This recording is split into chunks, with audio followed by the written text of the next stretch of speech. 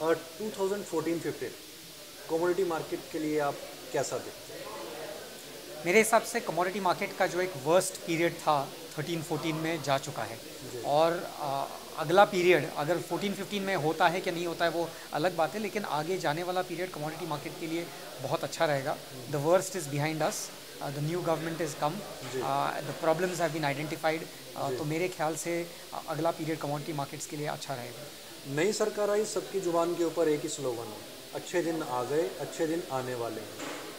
क्या हम ये मान करके चलें कि एनसीडीएक्स या कमोडिटी फ्यूचर एक्सचेंजेस के लिए अच्छे दिन शुरू हो गए? मेरे ख्याल से थोड़ा थोड़ा टाइम लगेगा, जी। लेकिन डायरेक्शन तो प्रोग्रेस की तौर पे जा रहा है। डायरेक्शन बहुत क्लियर है कि ये मार्केट डेवलप होने वाला है, इस मार्केट में बहुत ज़्यादा इन्वेस्टमेंट आने वाली है और इस मार्केट में ग्रोथ होने वाली है। वो 3 महीने में होती है, 6 महीने में होती है, वो अलग बात है।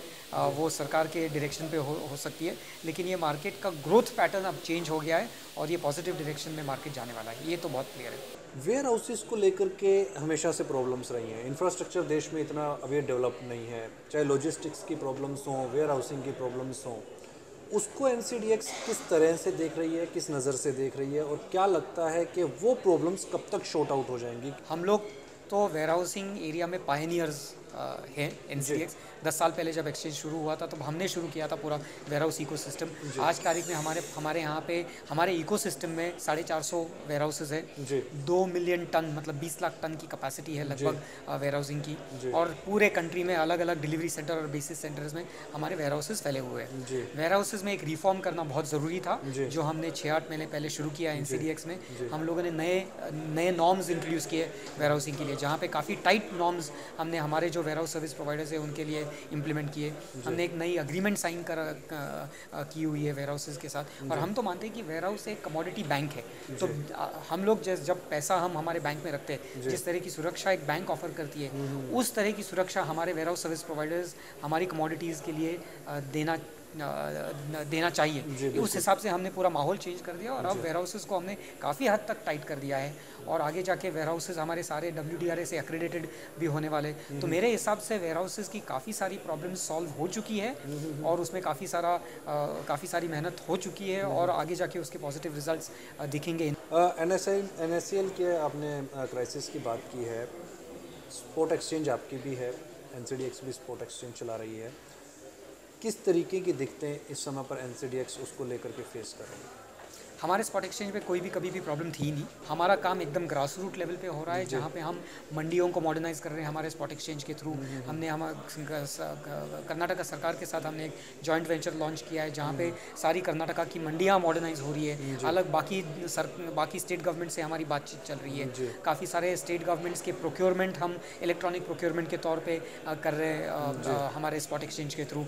FCI के साथ हमारी एक रिसेंट एक पार्टनरशिप हमने सेटअप की है, जहाँ FCI की जो वीट की ओपन सेल्स होती है, ओपन मार्केट सेल्स, वो हम इलेक्ट्रॉनिक मार्केट्स के थ्रू काम करवा रहे हैं। तो हमारा बहुत जेन्युइन काम हो रहा है स्पॉट एक्सचेंज में और बहुत पाथ ब्रेकिंग, ग्राउंड ब्रेकिंग काम हो रहा है। फ्यूचर मार्केट्स के साथ अभी तक जो फार्मर्स हैं वो टच में नहीं आए, उनकी पार्टिसिपेशन इंक्रीज नहीं हुई।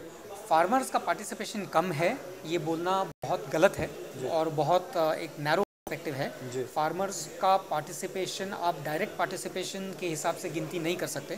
फार्मर पे जो इम्पैक्ट हुआ है कमोडिटी मार्केट से, वो बहुत ज़्यादा इम्पैक्ट हुआ है फार्मर्स का। आप एक चीज़, सिंपल सी चीज़ देखिए और मैं 2-3 पॉइंट बताऊंगा आपको। फार्मर्स की जो अराइवल्स होती है मंडी में, जैसे हार्वेस्ट के बाद जो अराइवल होती है, 10 साल पहले जब कमोडिटी एक्सचेंजेस नहीं थे तो हार्वेस्ट के बाद का जो फर्स्ट मंथ होता था उसमें सारा माल फार्मर मंडी में लाता था। बिल्कुल। आज जबकि उसको पता है कि 3 महीने 6 महीने के आगे की प्राइसेस की जानकारी फार्मर को आ गई है, तो फार्मर की अराइवल जो है मंडियों में वो अभी इवन आउट हो गई। अदर एग्री कमोडिटीज के ऊपर भी फोकस्ड है क्या जल्दी इंट्रोड्यूस करने वाली कमोडिटीज? बिल्कुल, हम लोगों का रिसर्च तो कॉन्स्टेंटली चलते रहता है, लेकिन सबसे बड़ा इन्वेस्टमेंट हमारा ये होगा आगे वाले पीरियड में हम लोग फॉरवर्ड कॉन्ट्रैक्ट का एक नया सेगमेंट इंट्रोड्यूस करने वाले हैं और वो एक गेम चेंजर होने वाला है हमारे हिसाब से। और वो पूरा फिजिकल मार्केट जो है, जो नॉर्मली फॉरवर्ड तरीके से ट्रेडिंग होती है, बिक्री होती है मार्केट में, वो पूरा हमको एक्सचेंज पे लाना है। तो उस पर हमारा काम चालू है अभी फिलहाल और वो फॉरवर्ड सेगमेंट हमारे हिसाब से बहुत बड़ा सेगमेंट होगा एग्री कमोडिटीज बीच में लाने की बात। तुअर और उड़द के लिए हमने FMC के पास एप्लीकेशन देके रखा है, तो FMC अपना नॉर्मल प्रोसेस के थ्रू उसकी कब तक उम्मीद की जाए कि तो नहीं बोल relaunch हो सकता, सकते हैं, तो इंट्रोड्यूस किए जा सकते हम हैं। तो चाहते हैं कि कल लॉन्च करें, जी, लेकिन मार्केट टाइम्स दुनिया का पहला कमोडिटी बिजनेस न्यूज़ चैनल है, इस पर आपके कमेंट? मैं तो कॉन्ग्रेचुलेट करता हूँ मार्केट टाइम्स टीवी को कि एक फर्स्ट चैनल जो कमोडिटी पे फोकस कर रहा है। ये बहुत इंपॉर्टेंट सेक्टर है इस कंट्री के लिए, और मैं बेस्ट विशेस एक्सप्रेस करूँगा इस चैनल के लिए।